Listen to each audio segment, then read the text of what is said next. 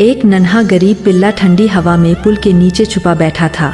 उसके शरीर पर कीचड़ लगा था और पेट भूख से जल रहा था। लोग ऊपर से गुजरते रहे, किसी ने नीचे झांक कर भी नहीं देखा।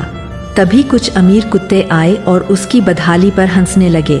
पिल्ला चुप रहा, उसकी आंखों में उम्मीद बाकी थी। अचानक एक बूढ़ा भटका हुआ कुत्ता आया और अपनी सूखी रोटी उसके पास रख दी। पिल्ले ने खाना पाया और सबक मिला कि सच्ची अमीरी दिल की होती है। आपने भी कभी भी किसी भी गरीब पपी की मदद की हो तो इस वीडियो को लाइक और चैनल को सब्सक्राइब जरूर करना।